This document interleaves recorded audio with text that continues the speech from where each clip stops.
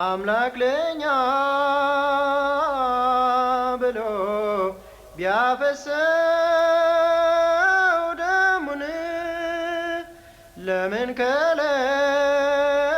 ከለከለች ፀሐይ ብርሃኗን?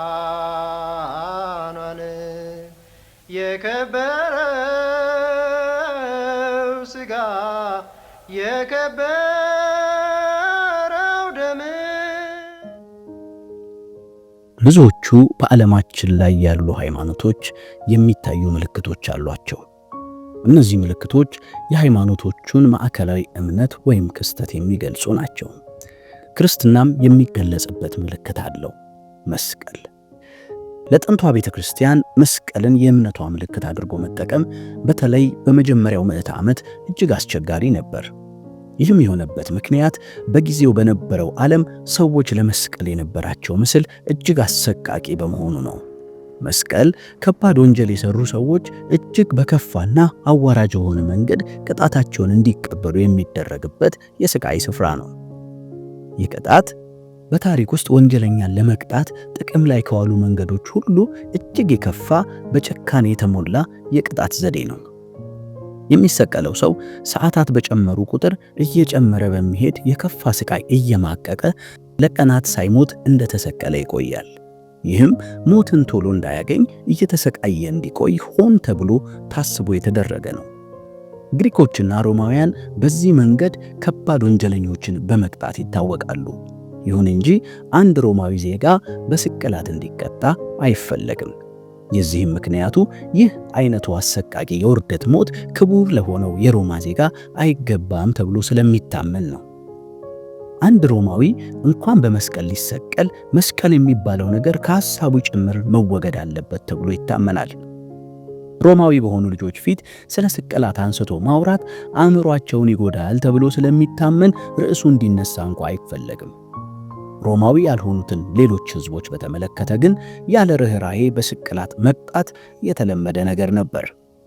በተለይም ታጥቀው ሮማውያንን ለመዋጋት ጥረት የሚያደርጉ አማጽያን በሚኖሩበት ጊዜ የሮም መንግሥት እነዚህን አማጽያን በሚቀጣበት ዋነኛ መንገድ በእንጨት ግንድ ላይ መስቀል ነበር። የመስቀል አሰቃቂ ምስል በሮማውያን ዘንድ ብቻ የነበረ አይደለም። አይሁድም ለመስቀል የነበራቸው እይታ ከዚሁ ጋር ተቀራራቢ ነው ማለት ይቻላል። ይህም በዘዳግም መጽሐፍ ምዕራፍ 21 ቁጥር 23 ላይ በእንጨት የሚሰቀል ሁሉ የተረገመ ነው ተብሎ ከተጻፈው ቃል ጋር ይገናኛል።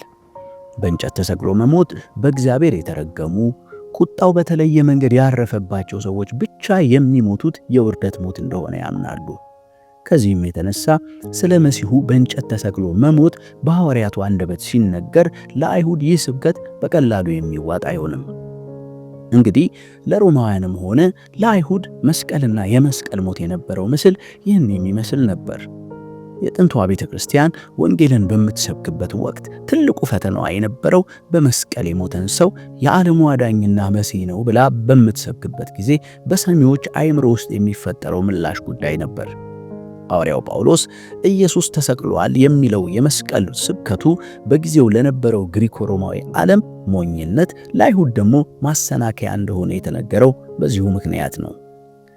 ለዚህ ሐዋርያቱ የሰጡት ምላሽ በሕጋቸው የተጻፈውን ማለትም በእንጨት የሚሰቀል ሁሉ የተረገመ ነው የሚለውን የሚክድ አልነበረም። ይልቁንም ኢየሱስ ኃጢአት ያልተገኘበት ጻድቅ ቢሆንም እንኳ ይህ አይነቱን ሞት የሞተው በሌሎች ፈንታ እንደሆነ የሚያብራራ ነበር። ለምሳሌ ሐዋርያው ጳውሎስ በገላትያ መልእክቱ ምዕራፍ 3 ላይ በእንጨት የሚሰቀል ሁሉ የተረገመ ነው ተብሎ ተጽፏልና ክርስቶስ ስለኛ እርግማን ሆኖ ከሕግ እርግማን ዋጀን በማለት ክርስቶስ በእንጨት የተሰቀለበትን ምክንያት ያብራራል። ይኸውም ስለ ሌሎች ኃጢአት ታልፎ የተሰጠበት ምትካዊ ሞቱ ነው። በክርስቶስ ትምህርትም ሆነ በሐዋርያቱ ስብከት ውስጥ መስቀል ማዕከላዊ የሆነበት ምክንያትም ይኸው ነው። በሐዋርያው ጳውሎስ አጠራር ወንጌል ራሱ የመስቀሉ ቃል ተብሎ ተገልጿል። የስብከቱም ማዕከል የተሰቀለው ክርስቶስ ነው። በዚህ አግባብ ካየን መስቀል የክርስትና ማዕከል እንደመሆኑ የእምነታችን ምልክት ለመሆን ከእርሱ የተሻለ ሌላ ነገር እንደማይገኝ መመልከት ይገባናል።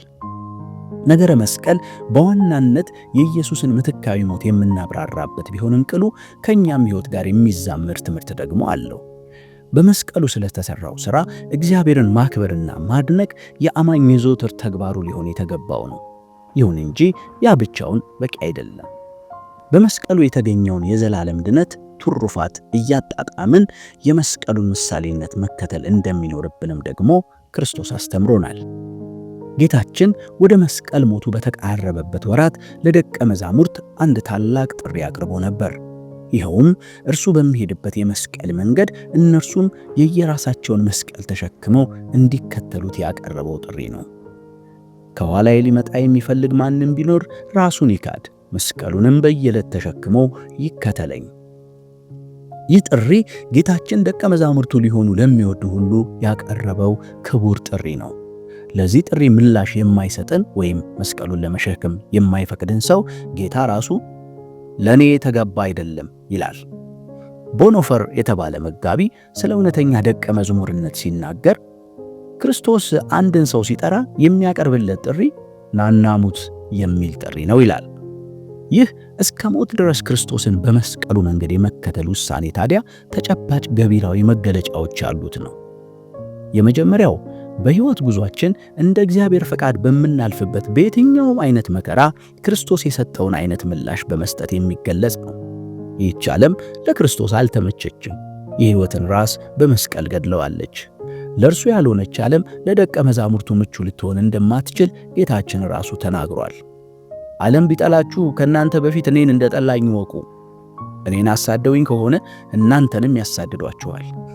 ክርስቶስ የሄደበት የመስቀል መንገድ የደቀ መዛሙርቱም የእግር ዳና የሚያርፍበት ነው። ምላሹም እርሱ የሰጠው አይነት ሊሆን እንደሚገባ ቃሉ ያዘናል። ሐዋርያው ጴጥሮስ ክፉ ሳይሆን መልካም ሰርተው መከራን ለሚቀበሉ ተደራሲያኑ ክርስቶስ ስለ እናንተ መከራን የተቀበለው የእርሱን ፈለግ እንድትከተሉ ምሳሌ ሊተውላችሁ ነው በማለት እንደመከረው ነው። እርሱ ኃጢአትን አላደረገም፣ በአፉም ተንኮል አልተገኘበትም። ሲሰድቡት መልሶ አልተሳደበም፣ መከራ ሲደርስበት አልዛተም። ነገር ግን በጽድቅ ለሚፈርደው ራሱን አሳልፎ ሰጠ። የክርስቶስ የሆኑትም ስለ ስሙ በሚደርስባቸው መከራ በትዕግስት በመጽናት ይህን የክርስቶስን ምሳሌነት ሊከተሉ የተገባ ነው። ሁለተኛው ክርስቶስን በመከተል የምንጓዝበት የመስቀል መንገድ ልክ እንደ ጌታችን መስዋዕታዊ በሆነ ፍቅር ሌሎችን በማገልገል የሚገለጽ ነው። ኢየሱስ ወደ ዓለም የመጣበትን ዓላማ ሲገልጥ የሰው ልጅ እንዲያገለግሉት ሳይሆን ለማገልገልና ነፍሱን ለብዙዎች ቤዛ አድርጎ ለመስጠት መጥቷልና ብሏል። ለዚህም የባሪያን መልክ ይዞ አገልጋይ ሆነ። ብዙ ውርደትን እስከ ሞት የሚደርስንም መከራ ታገሰ። ጌታ ደቀ መዛሙርቱን የሚጠራው በዚሁ የመስቀል መንገድ እንዲከተሉት ነው። መንገዱም መስዋዕታዊ በሆነ ፍቅር ለሌሎች ራስን የመቁረስ መንገድ። ሐዋርያው ዮሐንስ ስለዚህ ነገር ሲናገር ኢየሱስ ክርስቶስ ሕይወቱን ስለኛ አሳልፎ ስለሰጠ ፍቅር ምን እንደሆነ በዚህ እናውቃለን፣ እኛም ሕይወታችንን ስለ ወንድሞቻችን አሳልፈን ልንሰጥ ይገባናል ይላል። የመስቀሉ መንገድ ሌሎችን እስከ ሞት ድረስ ወዶ ማገልገል ነው።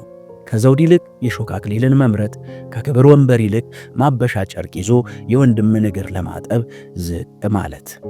ክርስቶስ ለተከተሉት ማንም ከእናንተ ታላቅ ሊሆን የሚወድ የእናንተ አገልጋይ ይሁን ባለ ጊዜ የጌታን መንገድ በሌሎች ላይ የመሰልጠን ሳይሆን ሌሎችን የማገልገል እንደሆነ አረጋግጧል። እርሱ ጌታና መምህር ሆኖ ሳለ የወደዳቸውን እንደ ሎሌ አገለገለ። ያውም በማገልገሉ ምክንያት ብዙ መከራን እንደጨለጠ ስቅዩ ሎሌ። ይህ ለአማኝ መንገዱ ነው። የመስቀሉ መንገድ ራስን በመካድ የሌሎችን ደስታ ማስቀደም ነው። ለራበው ምግብን፣ መጠለያ ለሌለው መጠለያን፣ ተስፋ ለቆረጠው ተስፋን፣ ለባይተዋሩ አለውልህ ማለትን፣ ወዳጅ ለሌለው ወዳጅ ሆኖ መገኘትን፣ ላዘነው መጽናናትን፣ ፍትህ ለተጓደለበት ድምፅ መሆንን ይጠይቃል። ክርስቶስ ራሱን ደስ አላሰኘምና፣ ነገር ግን ባለጠጋ ሲሆን ስለኛ ድሃ ሆነ። እኛም ለሌሎች እንዲሁ ልንሆን ይገባናል። የመስቀል መንገድ የሕመምና የውርደት መንገድ በመሆኑ መጎርበጡ አይቀርም። ዓለም ከምትነግረን ራስ ተኮርነትን ያነገበ ያኗኗር ዘዬ የተጣላ የሕይወት መንገድ ነው። በየትኛውም መንገድ መከራን በመቀነስና ከተቻለም በማስወገድ ላይ ከተመሰረተው ዓለማዊ ፍልስፍና ተቃርኖ ሌላውን በማገልገል መከራን ወደ ራስ መጥራት እንደ ሞኞች ያስቆጥራል።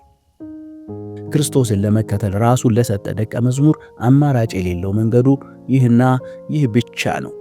መንገዱ በአሁኑ ሕይወት ነፍስን በማጥፋት ለዘላለሙ የማትረፍ አምላካዊ ጥበብ፣ አምላካዊ ስሌት ነው። ሌላውን እንደ ባሪያ በማገልገል ወደሚገኝ ክብር መጓዝ ነው። ዓለም በአሁኑ ሕይወት ተደላድሎ ኖሮ መሞትን ስትሰብክ ሞቶ የመኖርን መንገድ የሚጠቁመው የመስቀሉ መንገድ ብቻ ነው። እናም በመስቀሉ መንገድ እንሂድ። በነገር ሁሉ የክርስቶስ ጸጋ ከሁላችን ጋር ይሁን። አሜን። እስቲ ተመልከቱት መስቀሉ ማማሩ ብትመረምሩት ብዙ ነው